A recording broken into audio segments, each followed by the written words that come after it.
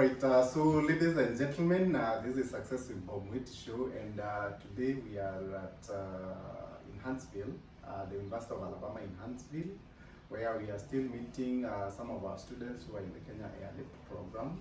And here we are at one of the apartments for one of the students in the program. Her name is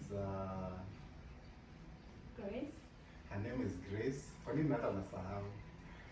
So Grace is one of our students in the Kenya Airlift program, and we just wanted her to share her experience, her story through the Kenya Airlift program, how her life has been so far. She's been here for about 4 months, and maybe if you're out there and watching this will inspire you to try and to hear a story, because I think our story is very inspiring also. So I think it can be something that can inspire you to try and see whether you can come to the US. So Grace, thank you so much for the opportunity for us to sit down with you and ask you a few questions. So just tell us, what has been your journey so far in the Kenya Airlift program? Like, when did you join the program? How did you know about the program? And when did you come to the US? I knew about the program around 2017, 2018. That was when it was still something, I think it was still in a nutshell or something, it was still Yeah, when something you're small. trying to come up with it. With the idea.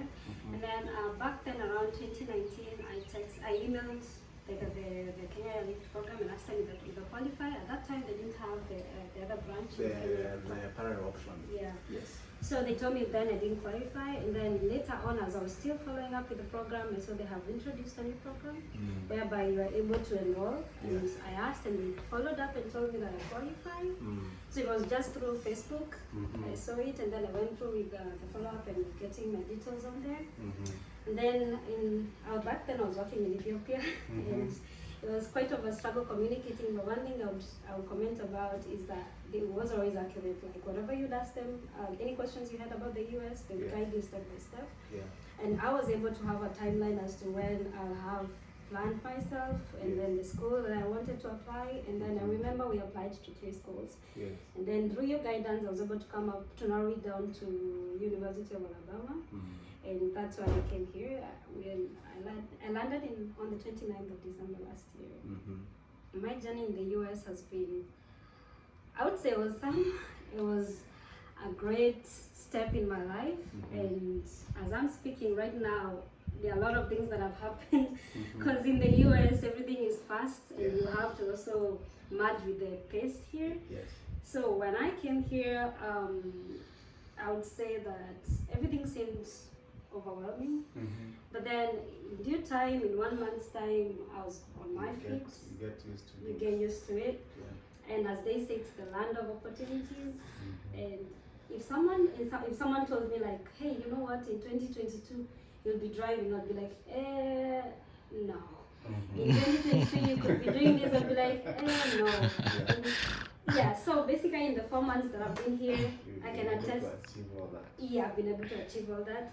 And coming from a country where I didn't used to drive, I didn't even know how to start a car. Wow. I'm here, and in 3 weeks I was able to learn how to drive and got the driver's license. I got work in school as well, so that helps manage everything, and here we are. Wow, fantastic. So I know your story. You had actually been denied a visa before you joined the program. Yes. So how did it feel for you getting that visa after being denied? When I was denied, that was back in 2018. Was that a visit or a student? It was a visit visa to come see my sister. Yeah. But then back then, I didn't know what I knew after I joined the program. Yeah, and I think that's what a lot of people do. Like, when they go to the embassy, if they are not part of our program, it's basically they go there without a lot of knowledge, and that's how they end up getting denied this visa. Yeah, because I remember when I compare myself in 2018 versus when I went there in 2021, there was a whole lot of a difference. For example, like, I would get asked questions. I know the answers, but how I used to answer them, I think within a matter of a second, they knew I was very sure of what I'm doing with my life. And then going back the second time in 2021, whereby through your coaching and everything, Yeah. I was able to have the confidence in back in my mind. I know I was denied before. You always have that fear because we're humans. Yes. But now there's extra confidence that I had, knowing that right now, with whatever Mr. Bob told me, I'll be able to answer everything right. Yes. And true to the word, every question that you taught us how to answer, and you told us what to answer, with the right information that we have by ourselves, I was able to get the visa. And I can tell you, when you walk in there, and you get the blue card, and then walk out, and then the first thing you get is the guard, the security guard at the embassy telling you, welcome to America. You're like, you already feel you're in America. So Yes. it's the best experience ever. Nice feeling. Yes. Wow, that's nice. So what would you tell anybody who is out there? Maybe they may be in the same situation that you are in, not long ago. Yeah. 6 months, maybe a year back, you never thought you'd be here. So, I mean, it was, I believe it was, faith that you had. That Yeah. somehow it will happen, even though you had been denied visa. Yeah. What would you tell someone who is out there? Maybe they are struggling. Maybe their destiny is here, but they haven't taken that leap of faith. What would you tell them? Yeah, one thing I truly believe in is that dreams are valid. You may have been denied before, Yeah. but that doesn't mean that it's the end. Mr. Bob keeps reminding us, you may have been denied before, he's been denied before, Yeah, but I here know he my is. story 4 times. Here he is. So one thing I would say is that Yes. you never know until you try.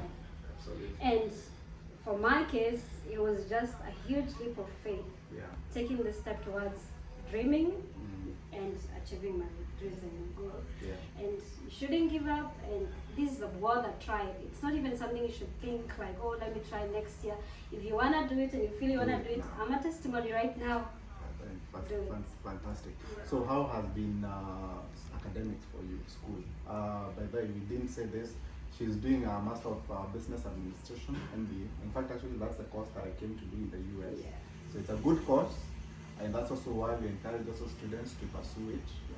If you're not interested in doing like business analytics, a bit techy background, we still have MBA, which anybody can be able to do. That's what I did, and I was able to be able to get jobs out there with the right training and all that. And here we are, 10 years, about 10 years later, trying to help other people.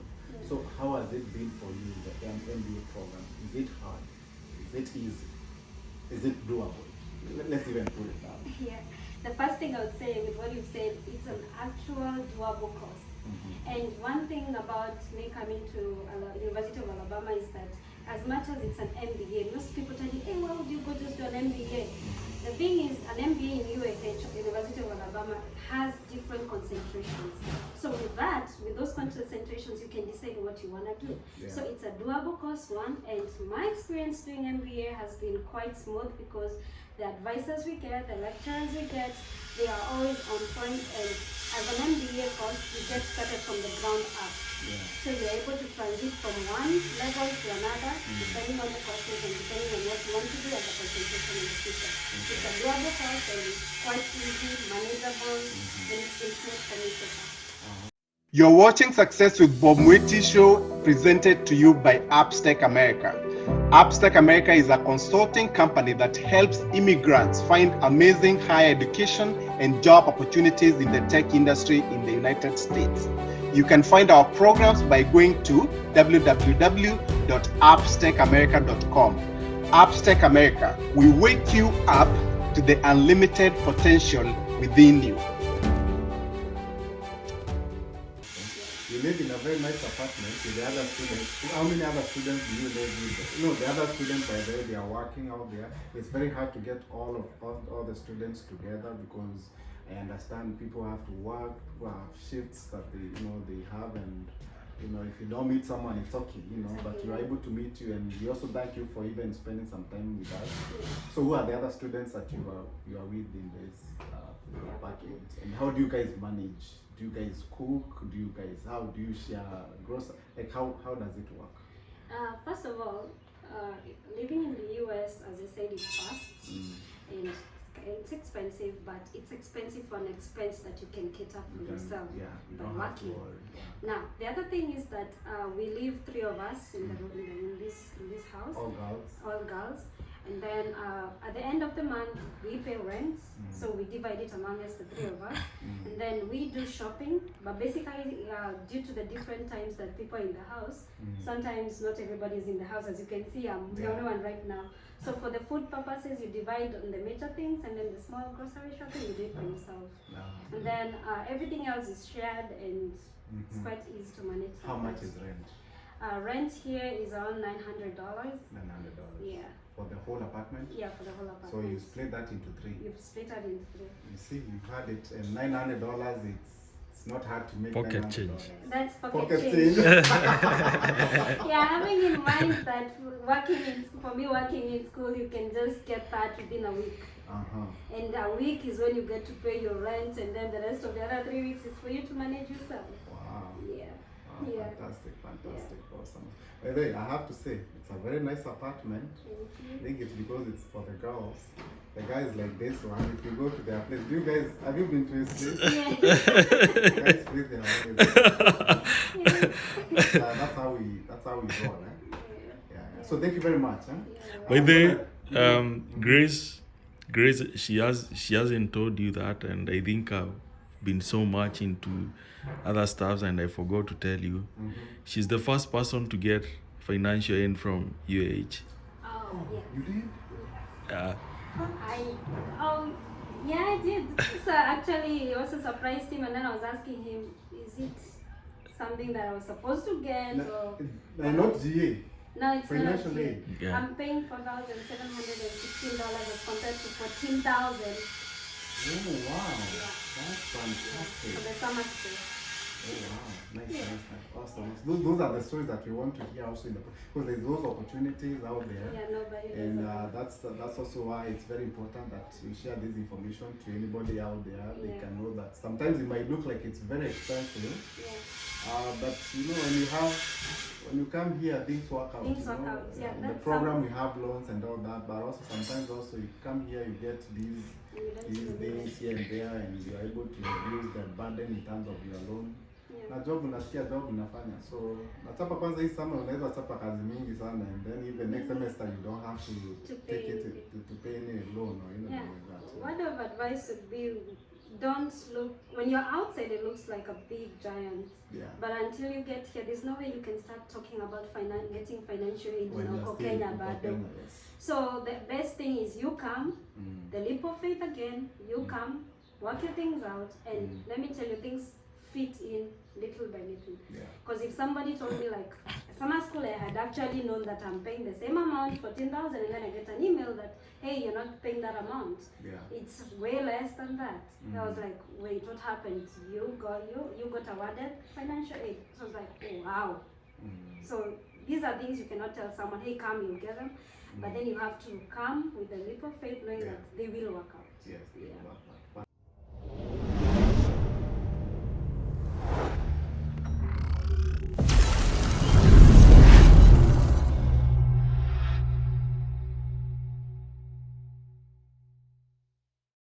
You've been watching Success with Bob Mwiti Show, brought to you by Upstack America. Come back next time to hear more steps and missteps that I took on the path to becoming a successful immigrant in USA. Be sure to subscribe to my YouTube channel and also follow me on Facebook, Instagram, Twitter, and LinkedIn.